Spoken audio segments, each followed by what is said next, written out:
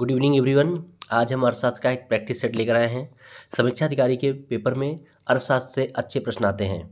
हम एक तरफ से इनको देखते हैं। प्रश्न पहला है, कौन सा मिलान गलत है। इसमें मिलान गलत आपको ढूंढना है। MS स्वामीनाथन के सामने लिखा है हरित क्रांति, तो MS स्वामीनाथन का संबंध हरित क्रांति से है, बिल्कुल सही है। MS स्वामीनाथन भारत में हरित क्रांति के जनक थे। LK झा आर्थिक प्रशासन, ये भी बिल्कुल सही है। LK झा आर्थिक प्रशासन से संबंधित है। डॉक्टर वर्गीज कुरियन के सामने तेल उत्पादन, बिल्कुल गलत। मोरारजी देसाई बैंकों पर सामाजिक नियंत्रण, बिल्कुल सही। कौन सा मिलान गलत है, सी वाला। डॉक्टर वर्गीज कुरियन का संबंध दुग्ध उत्पादन से है, दुग्ध क्रांति से है। 1970 में दुग्ध क्रांति की शुरुआत हुई थी। डॉक्टर वर्गीज कुरियन का जन्म 1921 में हुआ था और इनका देहावसान 2012 में हुआ है। ये भी एक बार प्रश्न आया है, ठीक है। अगले प्रश्न पे चलते हैं। हम देखते हैं क्या लिखा है। LBS एक वित्तीय समावेशन के लिए भारत सरकार द्वारा उठाए गए आर्थिक उपायों में से एक है। इस परिप्रेक्ष्य में LBS क्या है। LBS का एक तरीके से फुल फॉर्म पूछा गया था, तो ऋण बैंकिंग प्रणाली नहीं, ऋण विभक्त प्रणाली ये भी नहीं, ऋण बैंकिंग योजना ये भी नहीं है, अग्रणी बैंक योजना यही बिल्कुल सही है। यानी लीड बैंक योजना, ठीक। लीड बैंक स्कीम, ये इसका फुल फॉर्म है, लीड बैंक स्कीम, ठीक है। और लीड बैंक स्कीम 1969 में आई थी गाडगिल समिति की अनुशंसा पर। 1969 में गाडगिल समिति की अनुशंसा पर अग्रणी बैंक योजना आई थी, शुरुआत हुई थी, ठीक है। फिर टी माल्थस ने दी माल्थ्यूजियन थ्योरी नामक प्रसिद्ध सिद्धांत को प्रतिपादित किया है जो संबंधित है। यानी माल्थस का जो सिद्धांत है वो किससे संबंधित है। आपने माल्थस का नाम सुना होगा, जनसंख्या सिद्धांत इनका, ठीक है। विश्व के पहले व्यक्ति थे जिन्होंने जनसंख्या पर एक वैज्ञानिक सिद्धांत प्रस्तुत किया था। इन्होंने बताया था जो जनसंख्या है और जो खाद्य पदार्थ है, हमारे खाना है, फूड है, जो खाद्यान्न है वो अंकगणितीय विधि से बढ़ता है। जैसे कि 1 2 3 4 5 ऐसे बढ़ता है खाना। और जो जनसंख्या है वो उन्होंने कहा ज्यामितीय विधि से बढ़ती, ज्यामितीय गति से। कैसे, 2 4 8 16 32 ऐसे। तो उन्होंने कहा जनसंख्या बहुत तीव्र बढ़ रही है, जबकि खाना बहुत धीरे बढ़ता है, धीरे से उत्पादन बढ़ता है। इसलिए जो लोग अधिक आ जाएंगे पृथ्वी पर उन्हें भूखों मरना पड़ेगा, ये माल्थस ने कहा था, ठीक है। तो माल्थस का सिद्धांत किससे संबंधित है, जनसंख्या से, ठीक है। अगला प्रश्न संख्या 4 है, कौन सा मिलान गलत है। यहाँ पर कुछ मिशन, कार्यक्रम, योजनाएं हैं और वर्ष से इन्हें मिलान करना है, देखना है कौन सा गलत है। राष्ट्रीय ग्रामीण स्वास्थ्य मिशन यानी NHRM, national rural health mission, राष्ट्रीय ग्रामीण स्वास्थ्य मिशन 2005 बिल्कुल सही है। राष्ट्रीय सामाजिक सहायता कार्यक्रम 1995, ये भी बिल्कुल सही है। राष्ट्रीय सामाजिक सहायता कार्यक्रम 1995 बिल्कुल सही। स्वर्ण जयंती ग्राम स्वरोजगार योजना 1990 बिल्कुल गलत। संपूर्ण ग्रामीण रोजगार योजना 2001 बिल्कुल सही। तो कौन सा गलत है, सी वाला। स्वर्ण जयंती ग्राम स्वरोजगार योजना 1990 में नहीं आई थी। स्वर्ण जयंती ग्राम स्वरोजगार योजना 1999 में आई है, इसको आप याद कर लें। स्वर्ण जयंती ग्राम स्वरोजगार योजना 1999, ठीक है। 5वां प्रश्न है, निम्न में से कौन सा प्रधानमंत्री स्वनिधि योजना के अंतर्गत लक्षित समूह है। यानी जो प्रधानमंत्री स्वनिधि योजना है उसमें कौन सा समूह, निम्न में से किस समूह को लाभ पहुंचाया जाएगा, स्वनिधि योजना। तो जो ये प्रधानमंत्री स्वनिधि योजना जो है ये 1 जून 2020 को शुरू की गई है और इसमें किसको लाभ पहुंचाया जाएगा, फुटपाथ विक्रेता, जो फुटपाथ पर अपने ठेला दुकानें लगाए रहते हैं उनको लाभ पहुंचाने के लिए योजना है। इनको 10,000 का ऋण देने की बात की गई है इस योजना में। प्रधानमंत्री स्वनिधि योजना में फुटपाथ विक्रेता, जो रेहड़ी वाले हैं, पटरी वाले जो विक्रेता हैं, इनको 10,000 तक का ऋण देने की योजना है ये, ठीक।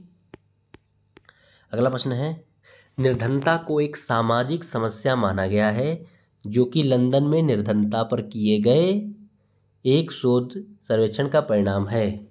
ये किसने कहा है।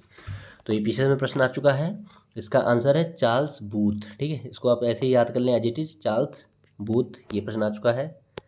अगला प्रश्न 7वां है, लघु विकास बैंक यानी SIDBI, small industry development bank, SIDBI का मुख्यालय कहाँ है। तो सिडबी का मुख्यालय है लखनऊ में। सिडबी की स्थापना 1990 में हुई है, ठीक है, एक अधिनियम द्वारा 1990 में इसकी स्थापना हुई है। लखनऊ में इसका मुख्यालय है। सिडबी लघु सूक्ष्म और मध्यम उद्योगों को खोलने के लिए ऋण प्रदान करता है, ठीक है। फिर 8वां प्रश्न बहुत अच्छा प्रश्न है। 2023 के अर्थशास्त्र नोबेल पुरस्कार के बारे में कौन सा कथन सही है? 2023 में जो अर्थशास्त्र नोबेल पुरस्कार दिया गया है, इसके बारे में कौन सा कथन सही है, कौन सा कथन सही नहीं है? यहाँ पे थोड़ा नहीं छूट गया है, सही नहीं है, ठीक है। कौन सा कथन सही नहीं है? 3 सही हैं और 1 सही नहीं है। यह पुरस्कार हार्वर्ड विश्वविद्यालय यानी यूनिवर्सिटी की प्रोफेसर क्लाडिया गोल्डिन को दिया गया है। क्लाडिया गोल्डिन को दिया गया है, बिल्कुल सही। एक गलत आपको ढूंढना है।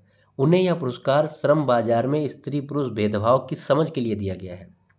बहुत अच्छे से समझ लीजिएगा, क्लाडिया गोल्डिन को यह पुरस्कार श्रम बाजार में स्त्री पुरुष भेदभाव की समझ के लिए दिया गया है, बिल्कुल ये भी सही है। अर्थशास्त्र में नोबेल पुरस्कार जीतने वाली वह दूसरी महिला हैं, ठीक है, ये बात गलत है। गोल्डन अर्थशास्त्र में महिलाओं की भूमिका में अग्रणी है, ठीक। क्लाडिया गोल्डन अर्थशास्त्र में महिलाओं की भूमिकाओं पर काम करने में अग्रणी है, बिल्कुल सही है। तो अर्थशास्त्र में नोबेल जीतने वाली वह दूसरी महिला है, ये बिल्कुल गलत बात है। अर्थशास्त्र का नोबेल पुरस्कार जीतने वाली वह तीसरी महिला है, समझे, तीसरी महिला है। पहली जो महिला है वो 2009 में एलिनोर ऑस्ट्रम थी। एलिनोर ऑस्ट्रम को 2009 में अर्थशास्त्र का नोबेल मिला था, जो एक महिला थी। 2019 में एस्थर डुफ्लो को मिला था। 2019 में एस्थर डुफ्लो, 9 में मिला, फिर 19 में मिला, याद कर लीजिए आप। 9 में एलिनोर ऑस्ट्रम को, 19 में एस्थर डुफ्लो को और 2023 में क्लाडिया गोल्डिन को।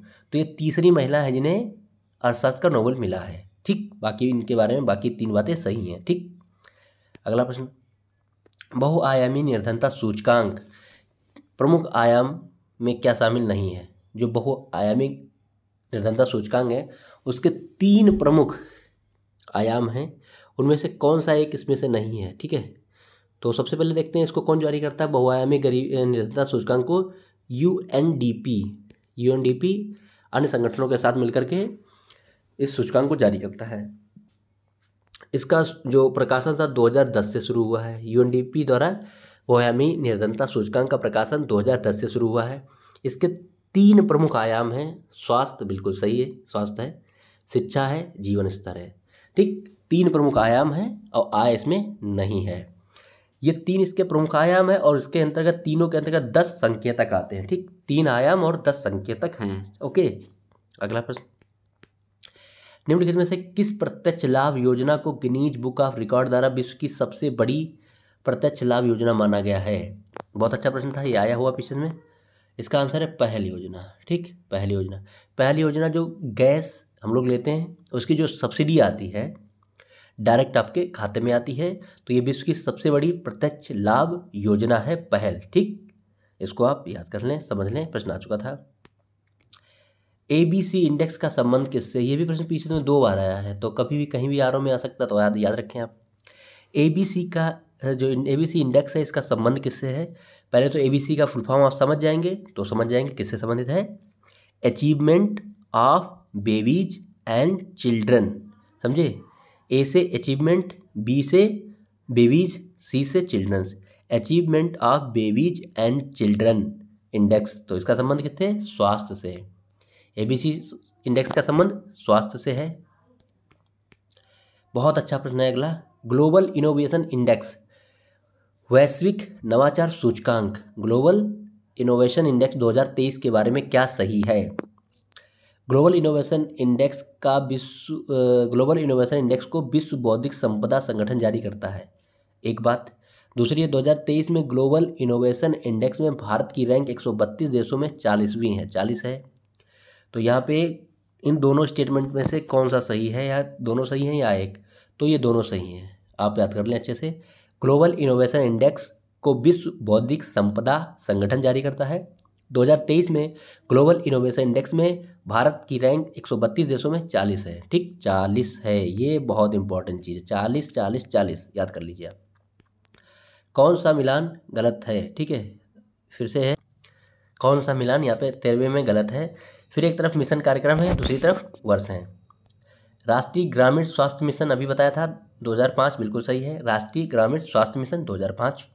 राष्ट्रीय कुष्ठ निवारण कार्यक्रम 1983, बिल्कुल सही। अंधत्व नियंत्रण कार्यक्रम, जो अंधे लोग थे उनके नियंत्रण के लिए कार्यक्रम 1976, बिल्कुल सही।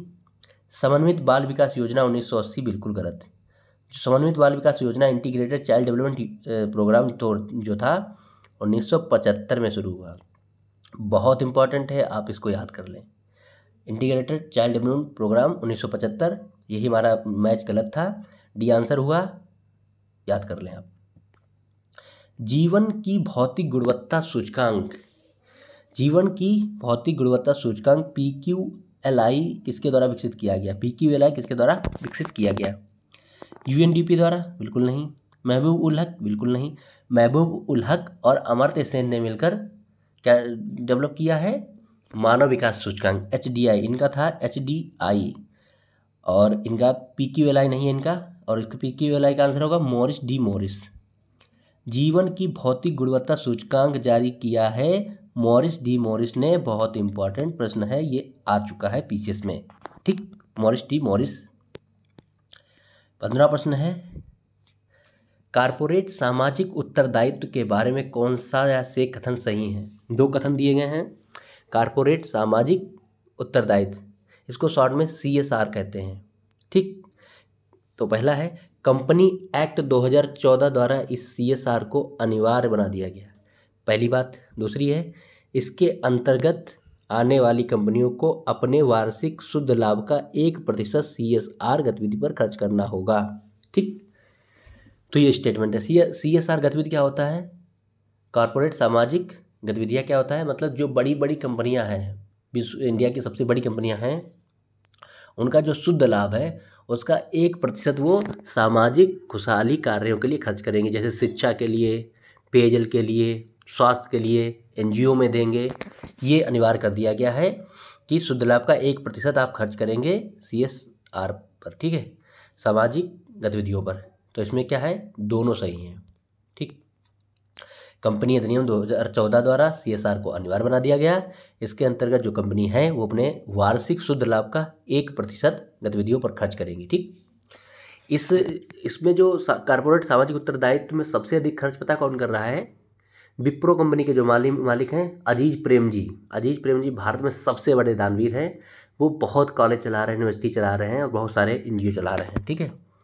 तो आप लगातार पढ़ते रहें, प्रैक्टिस करते रहें, सभी विषयों पर ध्यान दें, और अच्छा मौका है आपके पास समीक्षा अधिकारी बनने का। लगातार जब लगे रहेंगे तभी आपको सफलता मिलेगी। और पढ़ें, फिर प्रैक्टिस करें, हिंदी को रट्टा मारें, लगातार काम करें। Okay, thank you so much.